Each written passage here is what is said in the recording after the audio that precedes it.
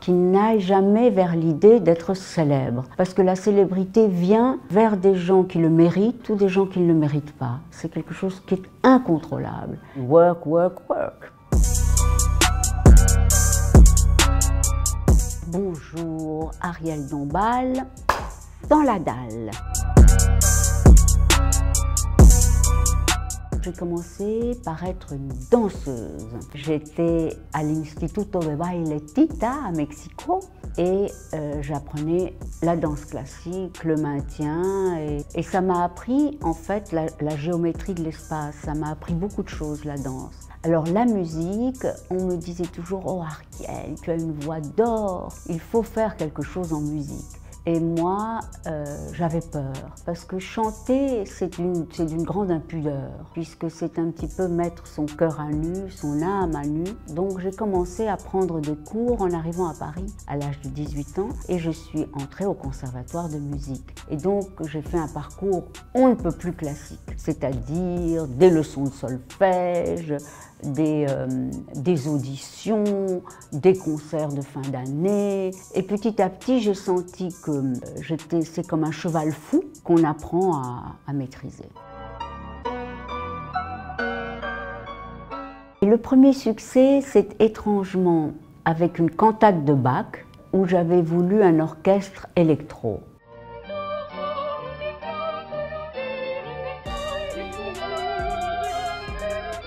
Et c'était les premiers, la 4X, le premier gros ordinateur qui n'était qu'à l'IRCAM et qui était avec des physiciens. Et moi, je suis arrivée carrément comme une touriste là-dedans et j'ai dit « Ah, mais j'aimerais tellement, je chante une cantate, que ça soit la machine 4X qui m'accompagne. » Et puis après, j'étais comme ça, je ne savais pas quoi faire avec ça. Je suis allée chez Barclay et puis ça a marché. Ils m'ont tout de suite signé pour ce premier 45 tours, la cantate 78. Et ça a tout de suite marché, j'ai été invitée sur tous les plateaux de télé et tout. C'est comme ça que j'ai commencé. Ce qui était bien, c'est que mes premiers albums ont tout de suite été disques d'or. Ça a tout de suite marché. À mort, alors là, ce n'était pas électro, c'était un orchestre moitié cubain, moitié latino. Et c'était des reprises des boleros, calypsos, merengues. Et cet album-là a très très bien marché et j'ai fait des concerts à travers le monde. Et puis ensuite, j'ai fait un album avec Philippe Catherine qui m'a écrit, voilà. Et puis ensuite, j'ai rencontré Nicolas Kerr avec lequel j'ai fait 2 albums. Et puis là, j'ai travaillé avec un autre groupe de musiciens et nous avons fait Iconics qui sort en septembre et dont le single Barbie Iconic sort maintenant. You are in plastic, you're feministic, you are so mystic, we are terrific.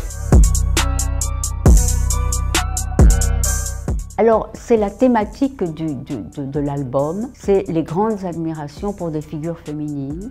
Un musicien merveilleux avec qui je répétais, Charlie Vaudou, m'a dit, mais parmi toutes ces icônes qui sont Shirley Bassey, Peggy Lee, Marilyn Monroe, Marlène Dietrich, tu devrais faire un hymne à celle qui te ressemble et que tu as toujours aimé, la poupée Barbie. Voilà, et ça s'est fait comme ça.